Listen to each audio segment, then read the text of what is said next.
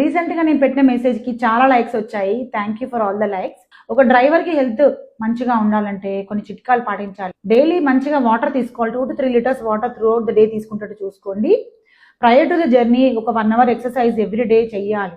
ఇంకా through out the journey కూడా మధ్య మధ్యలో బస్ ఆగినప్పుడు ఒక 10 మినిట్స్ అట్లా వాకింగ్ చేయాలి. ఎందుకంటే కాన్స్టెంట్ గా కూర్చోవడం వలన కాళ్ళల్లో రక్త ప్రసరణ ఉండకుండా డీవీటీ అనే సమస్య వస్తుంది. అంటే అది క్లాట్స్ లాగా ఫామ్ అయ్యి గుండెకి మెదడుకు వెళ్తుంది అన్నట్టు. సో అందుకోసము కాళ్ళలో రక్త ప్రసరణ చాలా ఇంపార్టెంట్. మీరు ఫుడ్ అనేది జాగ్రత్త పడాలి. గ్యాస్ట్రోఎంటరైటిస్ అంటే మోషన్స్, వామిటింగ్స్, ఫీవర్ ఇట్లాంటి రావడం చాలా కామన్ ఫుడ్ పడక. సో అలా అందుకోసం చాలా మటుకు ఇంటి నుంచి ఫుడ్ క్యారీ చేసేలాగా చూసుకోండి. ఒకవేళ బయట తినాల్సి వస్తే తక్కువ స్పైసీ ఉన్న ఫుడ్, హాట్గా ఉన్న ఫుడ్ తీసుకోండి. వాటర్ కూడా బాటిల్ వాటర్ తాగండి, బయట దొరికే వాటర్ తాగకండి. సో ఇలా ఫోన్ ద్వారా మీ కుటుంబ సభ్యులతో కంటిన్యూస్గా కొంచెం టచ్లో ఉండండి. ఎందుకంటే వారు కూడా మీ గురించి టెన్షన్ పడుతుంటారు. నిద్ర లేకుండా ఉండడానికి గుట్కా, పాన్ లాంటి స్మోకింగ్ లాంటి అలవాట్లు అయ్యే అవకాశాలు ఉంటాయి. సో ఈ అలవాట్లతోని క్యాన్సర్ రిస్క్ హై.